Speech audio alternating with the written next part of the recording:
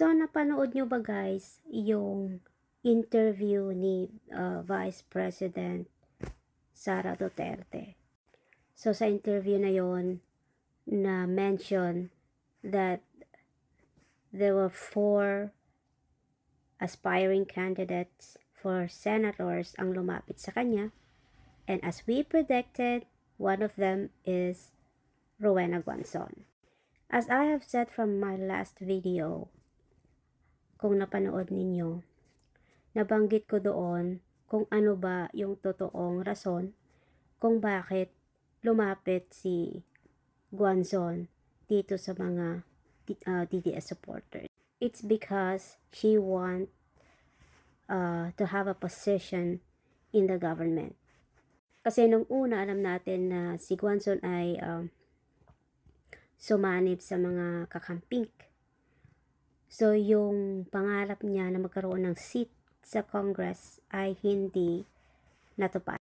So, nag-level up siya at nag-iba siya ng strategy. So, ang ginamit niyang strategy is lumapit dito sa mga Duterte supporters. So, anong nangyari? Anong ginawa niya? Alam natin and we know that Guanzon before ay isa sa naging kritiko ni Rodrigo Duterte. And not only that, naging kritiko din siya ng SMNI. Meron pa nga siyang mga post dati na wag tayong maniwala sa mga sinasabi ng Duterte. Kung hindi mapapakulong ni BBM, itong si Duterte is magiging lame duck siya or sasabing weak itong si BBM, 'di ba? Kung naalala niyo yung mga post na yun, sinabi pa niya doon na ginagamit lang siya ni SMNI para sumikat itong SMNI na to. So, bakit ngayon nag-iba yung ihip ng hangin? Dahil alam ni Guanzon na kapag pumanig siya sa mga DDS supporters, makakalapit siya sa pangarap na gusto niyang makuha. As we all know, na ang weakness ng mga DDS ay may mga taong magtatanggol talaga kay Rodrigo Duterte, at yon ang ginawa ni Guanzon. Matik yon. Pag kumampi ka sa mga DDS, matik yon, 100% mabango ka sa kanila. So sa bagay na yon, nagtagumpay itong si Rowena Guanzon. But the question is, nagtagumpay ba siya na makuha ang loob ni Sara Duterte? So kung napanood niyo yung video, yung interview sa kanya, nabanggit niya doon na wala pa sa isip niya na kumuha kung sino ang pupuno sa center slate na bubuuin niya. Ni isa sa mga 4 aspiring candidates na alam na naman natin kung sino yon.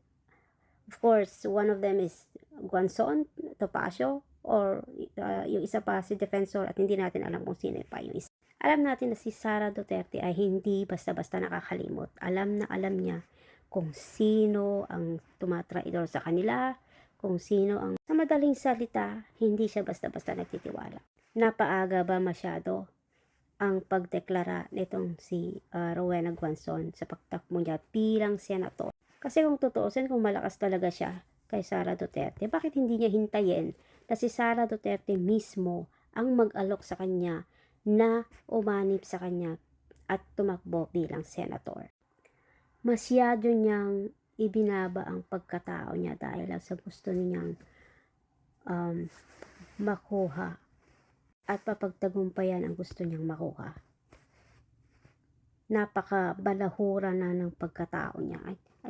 Kung nga akalain na magagawa niya yun. Hindi naman masama na kumampi ka sa mga Duterte o kumampi ka sa kahit kaninong politiko na gusto mong kampihan, pero ibaba mo, to think of it na isa kang naging commissioner, may mataas kang katungkulan sa gobyerno noon, tapos naging balahura ka lang. I don't think mananalo ka. Natatalino na ngayon yung mga botante, so I don't think na mananalo ka. Siguro mananalo ka sa mga Duterte supporters, pero hindi ganun kalaki ang botante sa part ng Duterte supporters. 100%. I don't think you'll win. You're gonna win.